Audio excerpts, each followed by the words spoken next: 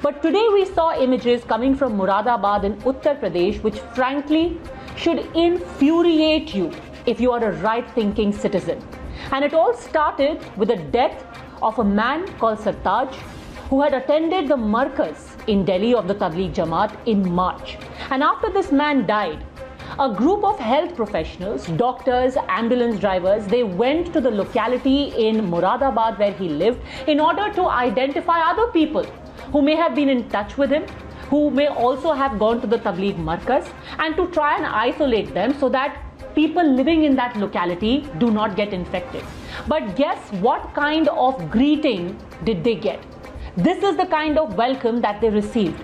A mob of 100 to 150 people assembled, pelted stones, left the doctors bloodied, smashed the ambulance, smashed the police vehicle, only because they felt that this was a plot against them. First, listen to what happened to the medical professionals who went to the spot. मैं पेशेंटों को उठाने के लिए गया, वहाँ पे doctor लोग भी थे, कुछ चंद पुलिस वाले 4 लोग थे वहाँ पे जो हमारी सेफ्टी सुरक्षा के लिए थे और पब्लिक प्लेस के लिए भी थे। उन लोगों ने हमारी सेफ्टी नहीं कर पाए, वो अपनी भी नहीं कर पाए, डॉक्टर लोगों को मारा और मेरे साथी को भी मारा उन लोगों ने। ये देखिए गाड़ी में कितना नुकसान किया है, बाल बाल बच के आए हैं आज। तो गाड़ी में क्या मारा? गाड़ी में पत्थर और ईंट रोड जो भी जिसको मिल रहा था ना वही मार रहा था। एक बंदा जबकि गाड़ी के आगे भी आया, मैंने गाड़ी नहीं बढ़ाता तो मेरे को मार ही देता।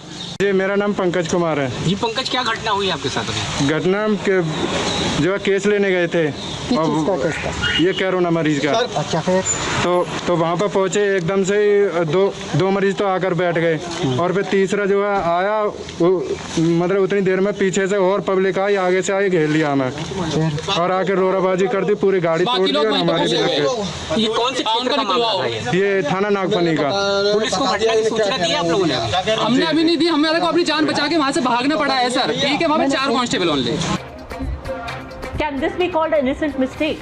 And what is the way of dealing with such violators?